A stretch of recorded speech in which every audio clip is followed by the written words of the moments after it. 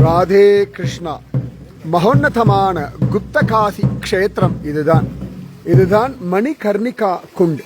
இந்த இடத்துல கௌமுகத்திலிருந்து கோமுகத்திலேருந்து வரக்கூடிய ஜலம் கங்கா, அந்த பக்கம் கஜமுகத்திலேருந்து வரக்கூடிய ஜலம் யமுனா. இது ரெண்டும் சேர்றது மணிகர்ணிகா குண்ட் அப்படின்னு பெயர்.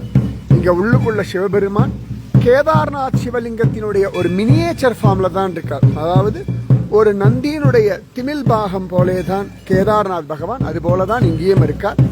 காலையில வந்தோம் அப்படின்னா இந்த கங்கா யமுனா தீர்த்தத்தை எடுத்துட்டு போய் நாம உள்ளுக்குள்ள நம்ம கையாலேயே சிவபெருமானுக்கு அபிஷேகம் பண்ணலாம். நாங்க இப்பதான் பண்ணோம். அதே இந்த கோவில்ல சிவபெருமான் அர்த்தநாரீஸ்வரராக சிவபார்வதி ரூபத்தோட இருக்கார். இங்க இருக்கிற மூர்த்தி நூதன மூர்த்தி, பளிங்கு கல்லாலே ஆன மூர்த்தி. இங்க உள்ளுக்குள்ள இருக்கிறது பிராச்சீனமான மூர்த்தி, பாண்டவர்கள் பிரதிஷ்டை பண்ணி பாண்டவர்களும் பூஜை பண்ண மூர்த்தி. பின்னாடி ஆதிசங்கர பகவத் பாதர் இந்த கோவில்கள் எல்லாம் புனருத்தாரணம் பண்ணார். பஞ்ச பாண்டவர்கள் குருக்ஷேத்திர யுத்தம் முடிஞ்ச உடனே காசிக்கு தர்சனத்துக்கு போறார்கள். ஆனா அங்க சிவபெருமானுடைய காட்சி கிடைக்கல.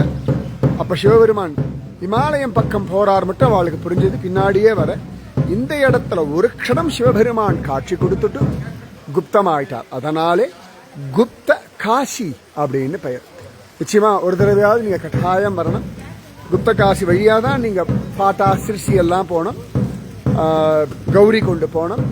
ஸோ கேதார்நாத் போகிற வழியில தான் இந்த குப்த காசி கோவில் இருக்கு. மார்க்கெட்லேருந்து மேலே கொஞ்சம் படியேறினெல்லாம் அழகா வந்துடலாம். கட்டாயம் வாங்கும். உங்களுக்காக காசி குப்த காசி விஸ்வநாதர் காத்தன் இருக்கார். ராதே கிருஷ்ணா. நம பார்வதி பதயே அரஹர மகாதேவா.